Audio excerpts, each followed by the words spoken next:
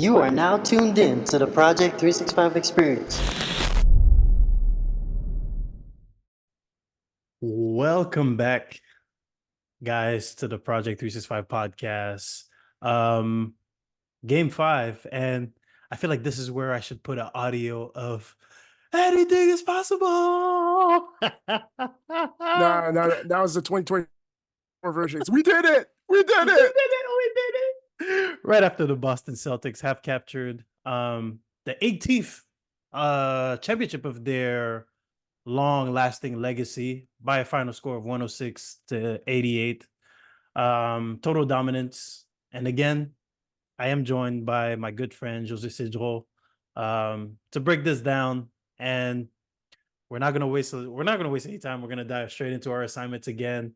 How have we done? Like, I feel like now since it's the end, I don't even know if it's assignments. Like, I feel like it's a report card we should be start talking about. It is indeed a report card. It is striking. I do need to point out that both of us did not dress in green for the occasion. And this is not reflective of our. It's not reflective of my feelings towards the Boston Celtics. I just didn't think about it.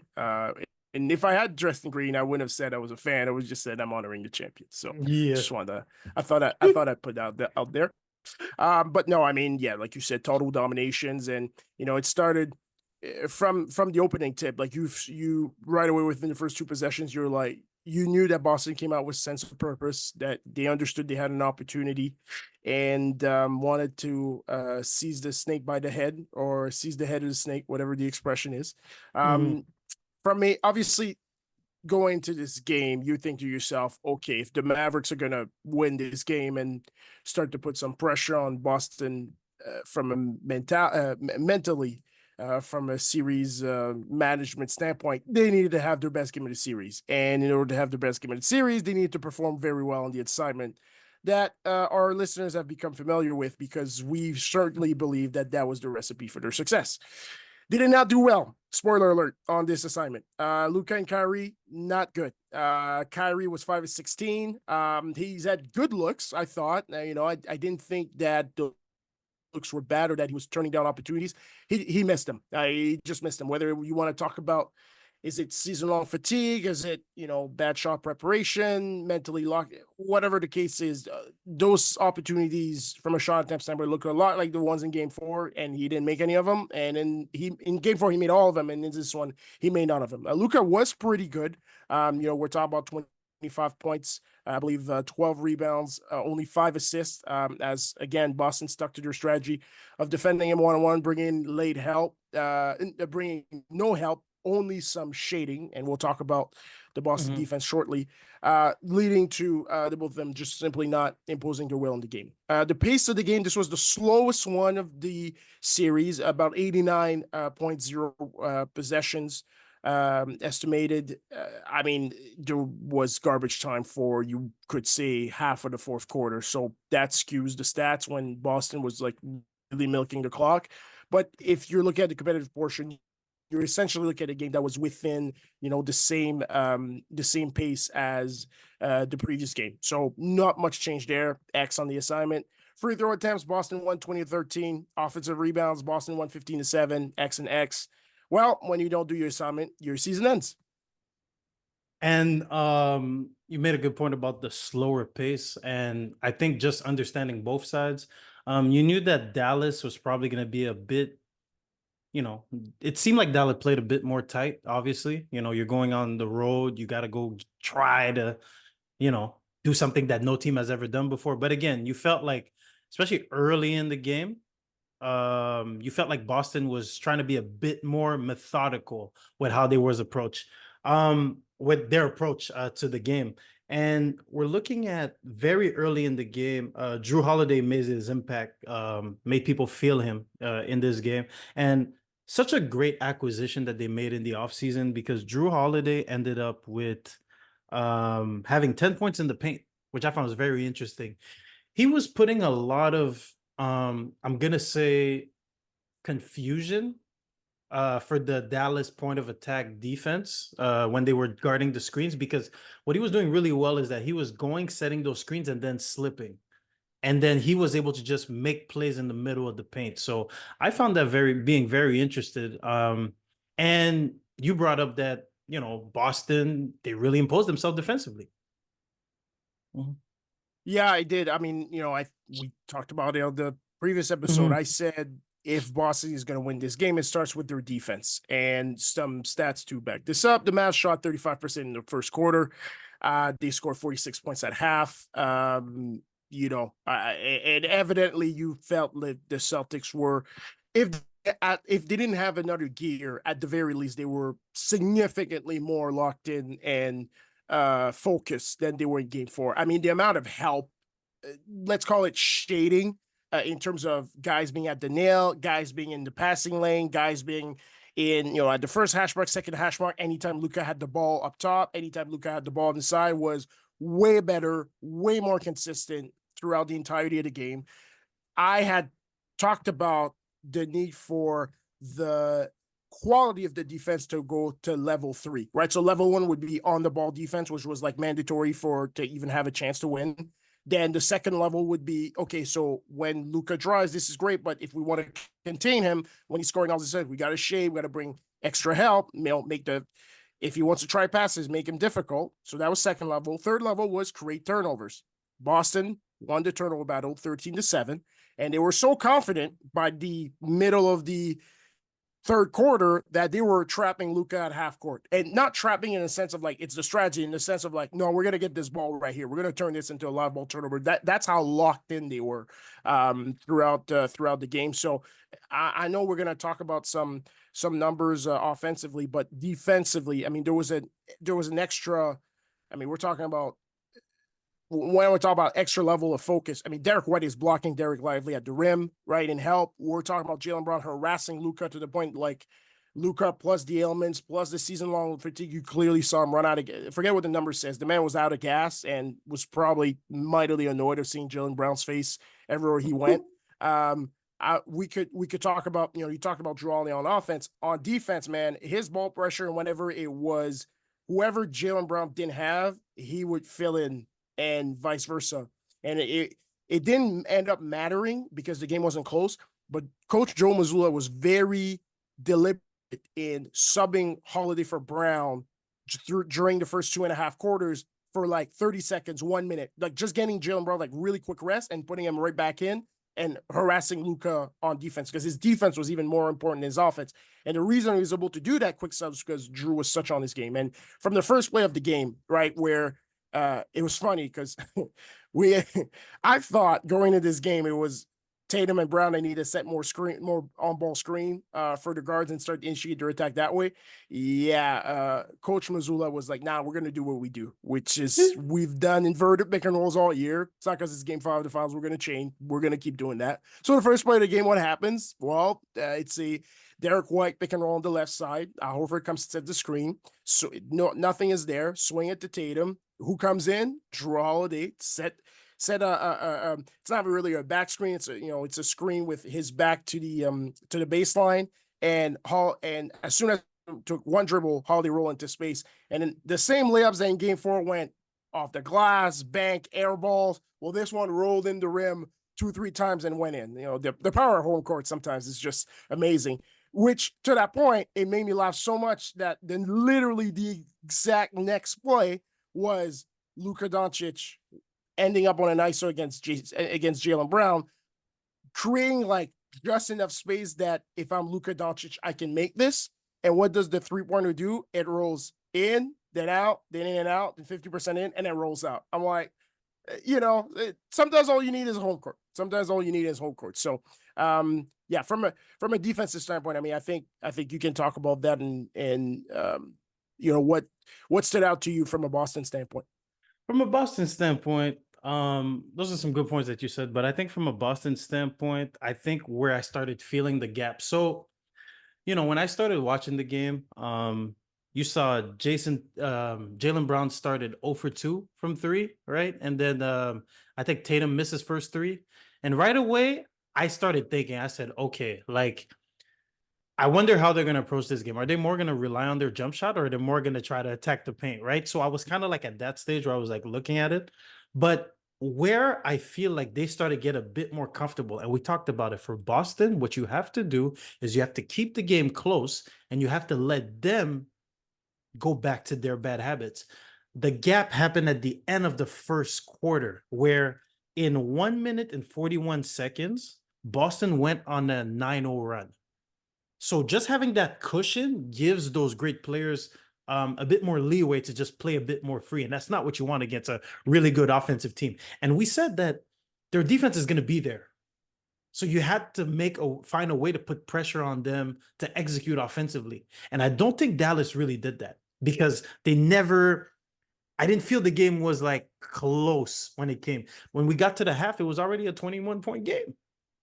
Well, So I think see. This is where I'd have to go back and check. You know, we're recording this right after the game, so you don't have necessarily the time to go back and check all these little details. But I was wondering about Coach Jason Kidd's management of timeouts, because the end of the first quarter to me felt like the time where, okay, I know if there's 2 minutes left in the first quarter, but man, if you you're just trying to crawl to the finish line of end of the corner and save a timeout.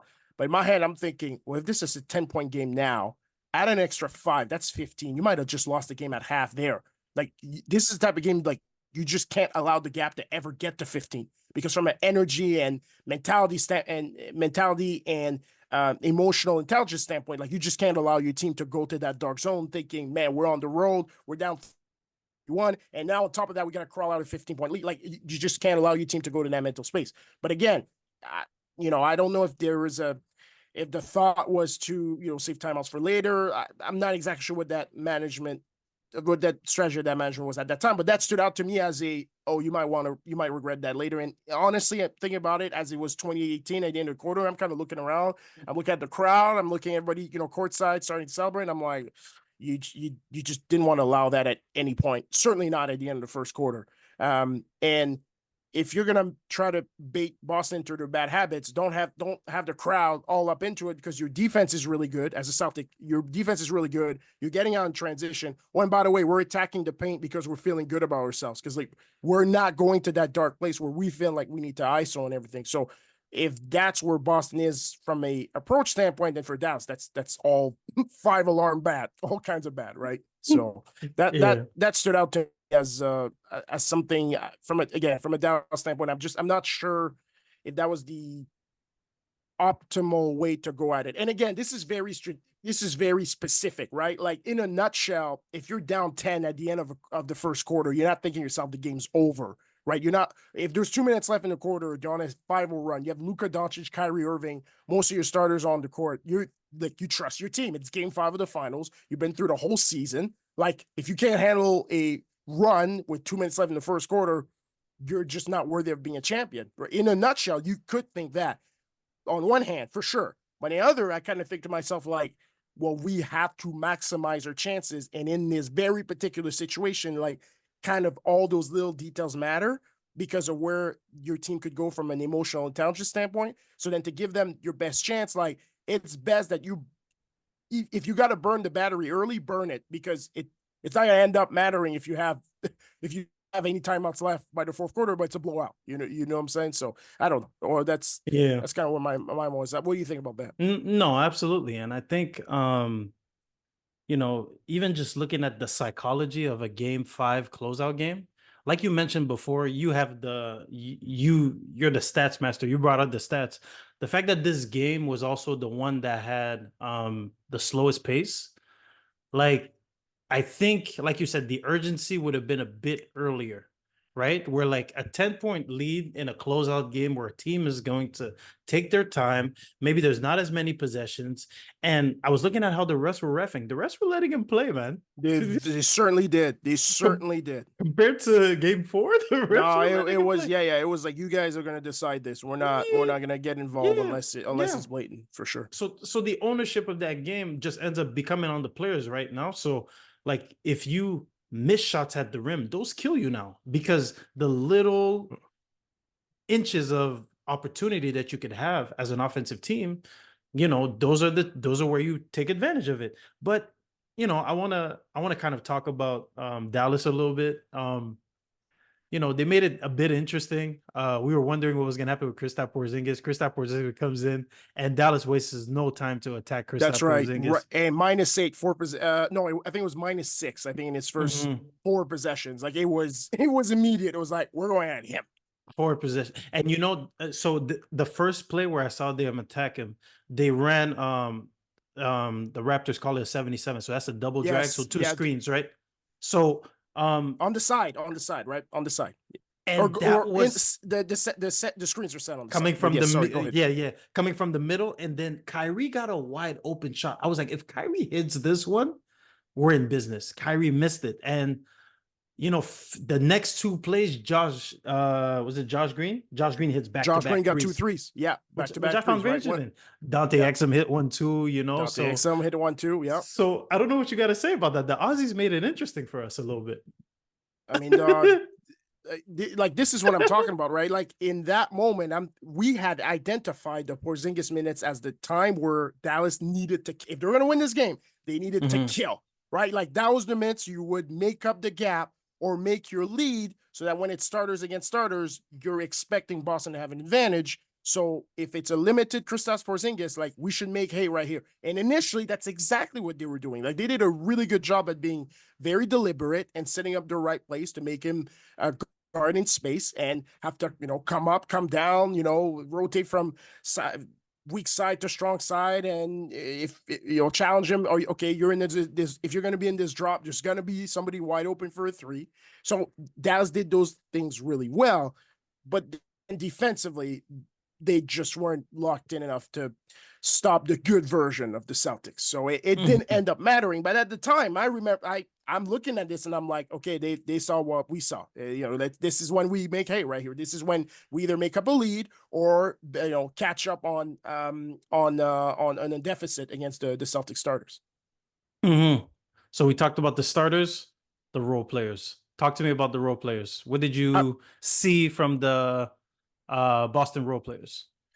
So okay, we before I do role players, we do need to give to Caesar what is owed to Caesar, right? So Jaylen Brown is Finals MVP, and I think we had identified him after Game 3 as the leading candidate, and I think even after this game, I think he was the guy deserving. So we're talking about 20 points, 5 rebounds, 5 assists overall. It's a good stat. It's a decent stat line for playoffs, especially with his defensive work on Luka. Like my man worked for his minutes. At a point, I think the clip on Wire during the game where he's like, if Luka's in, I'm in. I mean, I think that summed up his series basically entirely, right? He shadowed him wherever he was going. We did identify one of the required items for Boston right after the defense being the best that they were in the series, and they were. The second one was Jason Tatum to have a good game, and he did have a good game. We're talking about 31 points, 11 rebounds, 8 assists, and only 2 turnovers. 11 assists. I got that wrong. Sorry, 31 points, 11 assists, 8 rebounds. Talking about only 2 turnovers. He did shoot 11 of 24, but I would say the last 3 to 4 attempts were in semi-garbage time that were, honestly, Boston was milking the clock at that point, so I'm willing to forgive it. But the process was really good. Good process. I agree. The relentless attack, the relentless decision to get into the paint and to limit the off the dribble, no passes, shot attempts was clearly evident. And the fact that he was attacking from the middle of the floor every time, giving him the option to go either way when he was attacking the defender at the top of the key was certainly key. I talked about Jaylen Brown and him obtaining the Finals MVP, his defensive work, them two together. 17 assists, coach, and that's the second highest total combined assists they've ever had in their career. Their highest was in Game 1. So if it's going to be a game like that, the Celtics are going to win, most likely. We did highlight the work of Porzingis. So, when we started talking about the role players, the fact they played 16 minutes, honestly, like, it wasn't pretty, but my man got the job done. He ended up with +5 in competitive time. Like, he was just out there. Just the fact that he was out there and he could have gotten roasted, but the Dallas attempts didn't go in, so it's great. Job done. Even he made the process wasn't perfect, but the results say job done. So, fantastic. But more importantly, I believe, I don't have sources on this, but I believe that Sam Hauser and Peyton Pritchard went to eat some clam chowder together as their pregame meal. And they made sure this time they ate the pregame meal of a highest quality, not the quality they had in game 4, the highest Boston homemade quality. Absolutely. I mean, Sam Hauser 8 points and like dagger threes, like the type of threes in the documentary when they talk about the championship, they show in slow motion, and that thing is just like wet, like just all net. Peyton Pritchard made 2 shots in this series. They were both half-court 3-pointers at home. Half-court, yeah. I mean, that's if it's going to be like that, yeah, we're going to win game 5. Or like no question, ifs or buts.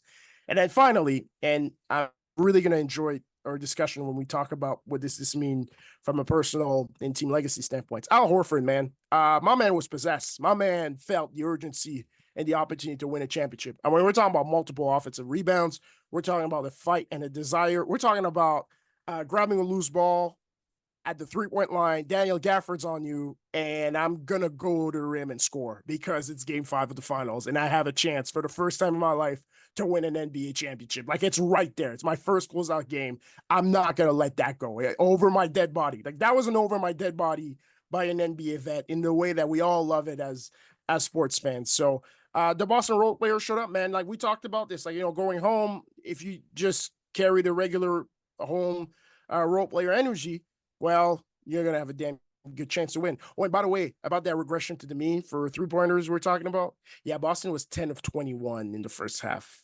That's like 50%. So it's almost as if rules are rules. Like regression, if you are what you are over a long period of time, the numbers will adjust. You will, if you're in a bad slump, you will get hot to get back to what you are. And these guys were a 40% the shooting team. They shot good in game, average in game 1, poor in game 2, okay in game 3, terrible in game 4. Well, at some point it was going to be a good game. Today was the good game. Yeah, absolutely. It was one of those games where you could tell that there was a story being written, right? Like we're looking at this, it was both ways. We got one side, the Dallas Mavericks, and we got the other side, the Boston Celtics. So tell me, what does this mean moving forward for a team like Dallas?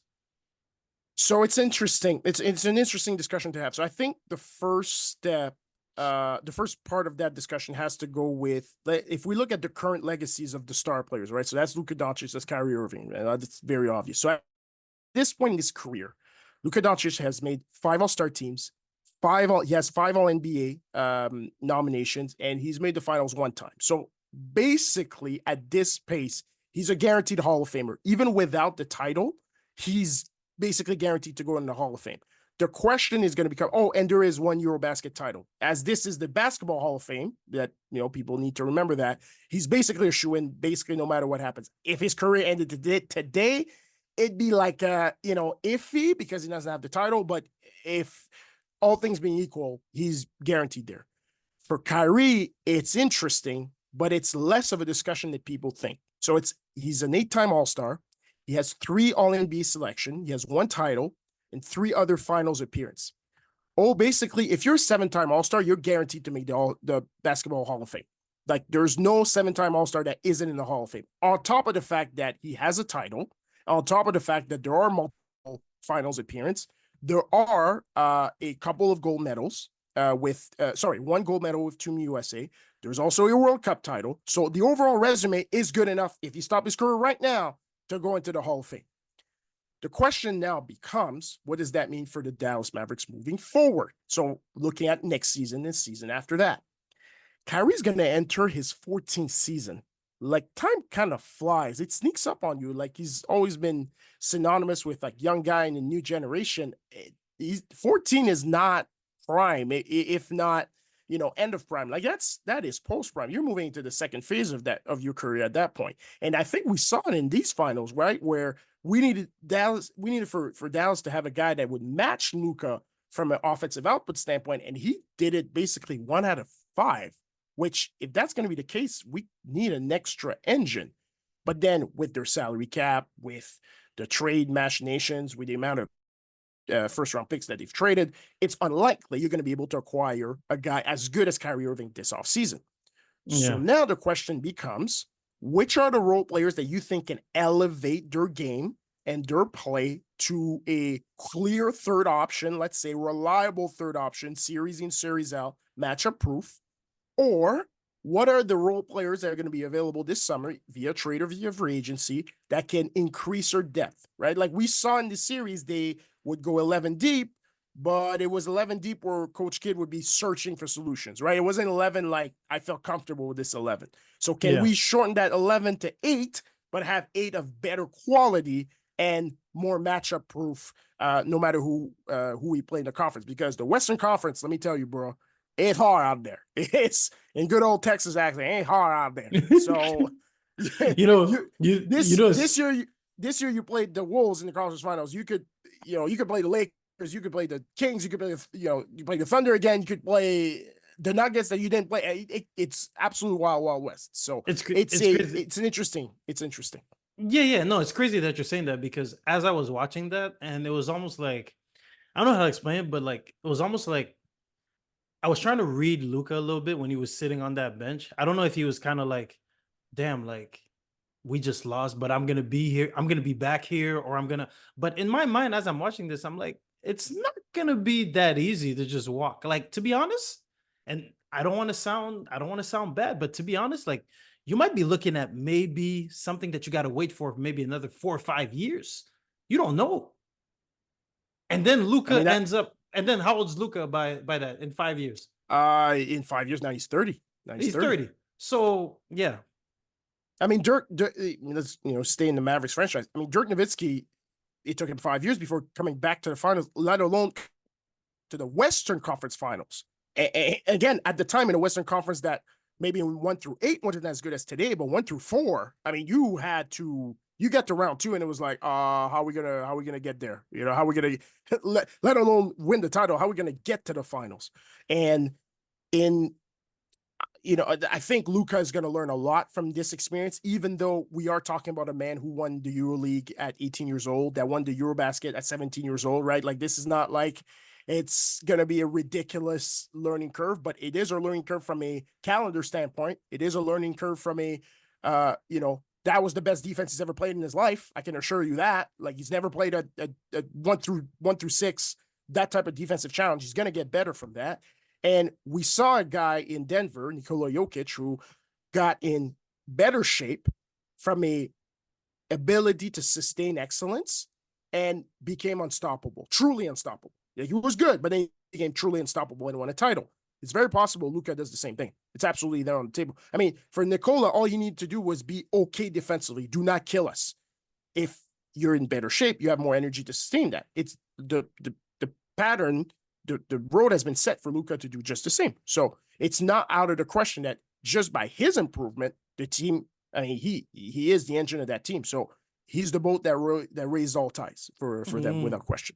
Yeah. And I agree with you. And so it's interesting as you're saying this, like I'm thinking, right? And it's like you said, like there's different ways that you could go about it. It's like you said, maybe find role players that could elevate their game. But then after, it's also about, they have to balance the different ages of everybody and just make sure that it all aligns in the same way. But they may have found a gem in Derek Lively. I don't know what you think about that. Mm-hmm. So he's going to learn a lot from this playoff run. That's for sure.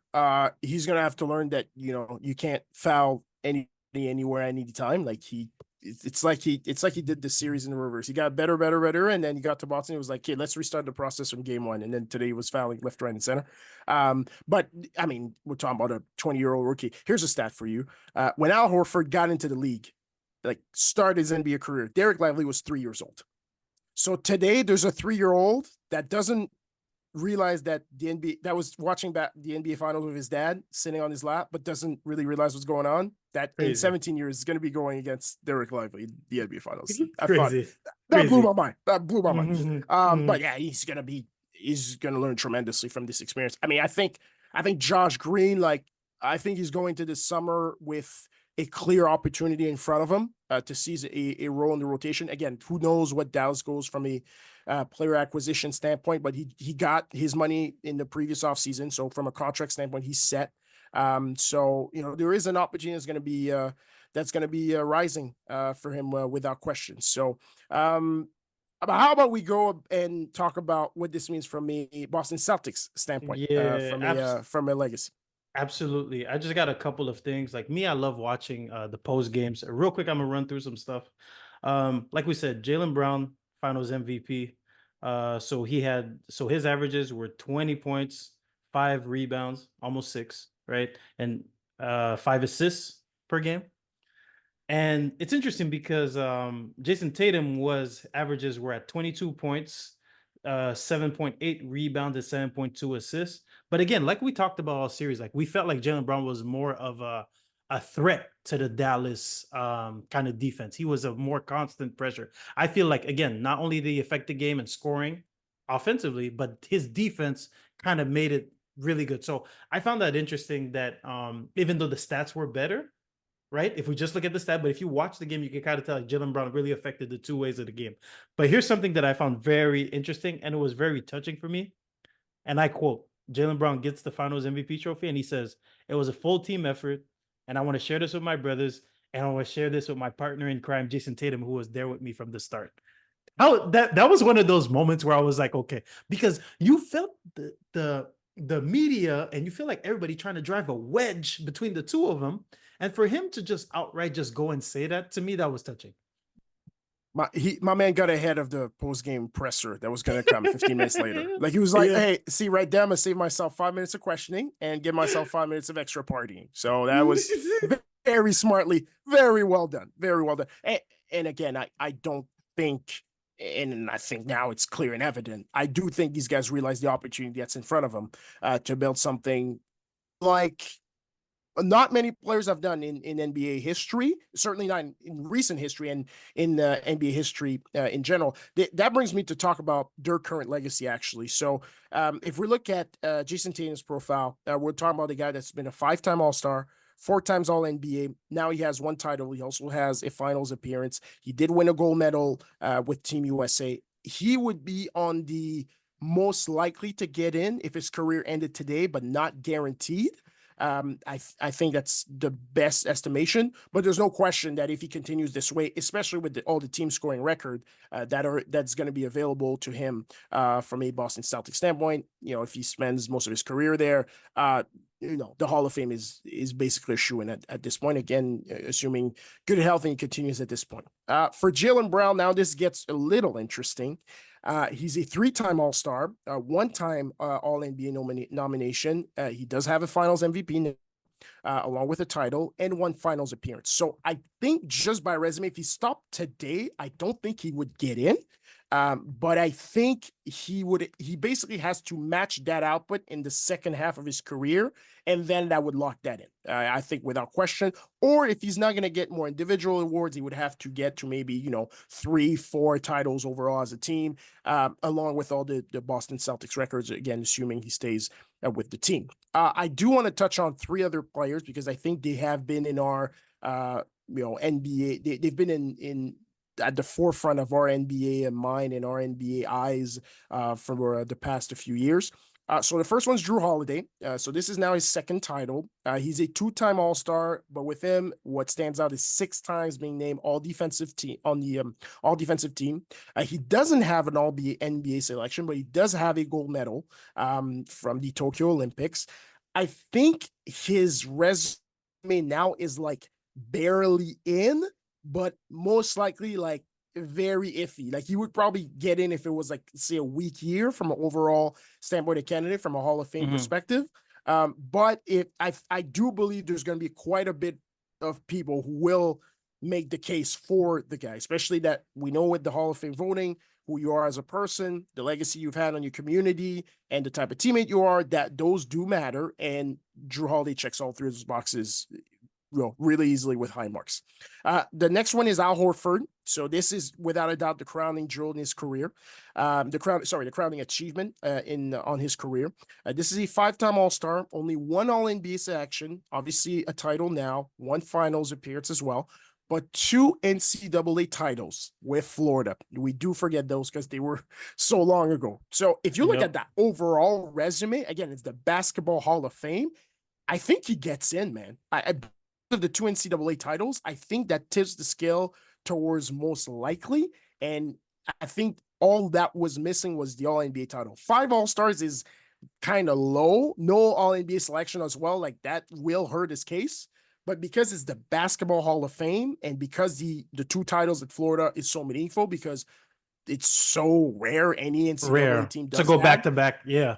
to go back to back, I Mm. think that will push him in. And then the last one is Kristaps Porzingis. You know, he is a 9-year veteran, only 1-time All-Star, only 1-time All-NBA. Now he has a title. I don't think he would get in. I think that's clear and evident. If he's going to stay on this team, I don't think his role will allow him to kind of flourish to the forefront. So it's very possible he doesn't get in. But I think in Boston folklore now, especially with the fact that he played hurt, I think he's never buying a drink in Boston for the rest of his career. I think that is his Hall of Fame without question. Absolutely. I think D White is kind of like in the same situation as Porzingis, where it's like, yeah, you got the title, but then he's like second team. I think he has 2 second team all defense. All defense, second yeah. team, He would all defense, yeah, yeah. only all Mm. defense and no Yeah. All-Stars, no All-NBA. So at this point, I don't think he can make that case. I mean, Yeah. for the role players to get in, they have to win. I mean, Robert Horry is in, but it's because he needed 7 titles to win. Like if he had won 3, I don't think he would have gotten it. So Okay. So I think as a unit, I think what was super fun for me to witness during this period was that they, you know, even on the press conference, they kept talking about they did it together. And I think like as the core group, like the expectations got to be super high for this group. hey man, listen, everybody is signed for another year. Everybody's signed for 2 years except Al Horford, which at that point, if he can still play, I can't imagine a scenario where he just, you know, deuces other than retiring. But if the team's that good, I mean, he's going to want to keep going. So there's an opportunity here for multiple titles in the short term, let alone in the long term. This team has all their draft picks moving forward except one. The ownership has clearly shown a willingness to spend. They're most likely going to extend Derek White this offseason to keep the core together. There's a clear opportunity in this NBA that's in flux from a direct challenger standpoint, like having a team that is clearly as good as them. They have an opportunity to do something special without question. And like we said, all playoffs, their worst enemy is themselves. So right away from the minute the party ends tonight, the disease or more is going to stand in. And those who are not familiar with this, it's a Pat Riley concept that he, you know, shared in his book, that the minute that you start to win, everybody wants more. Everybody wants more shots. They want more attention. They want more money. They want more. They want more. They want more. And the disease or more is what is going to pull a team apart. And if the Boston Celtics can find a way to fight that disease, they can do something special. It was a really fun NBA season for us to be able to, you know, just wrap it up in a bow. You know, your Boston Celtics win their 18th championship. Anything you want to hit on? No, you know, great this season, is our last man. podcast. I know last season podcast. I know, but Yeah. I mean, I enjoyed these playoffs. I know there was a lot of guys that were hurt, but I thought there was a ton of learning points, a ton of fascinating things. Well, ton of storylines from the Thunder to the Wolves to what the Knicks were doing to the Celtics as winners to the Mavericks rising to the top. You know, a ton of great storylines, and that just sets the scene for this summer at the Olympics and then next season moving forward. So I'm really excited about the offseason transactions. Yeah, Josué Sédrjo, it was amazing for us to be able to cover these games together. We'll have to do something during the offseason. You know, we'll try to see if we could like sneak in a 1-2 podcast to keep the listeners up to date on what's been going on in the world of the NBA. There's the draft, free agency, the Olympics. Who knows? Keep out, people. Keep your eye out.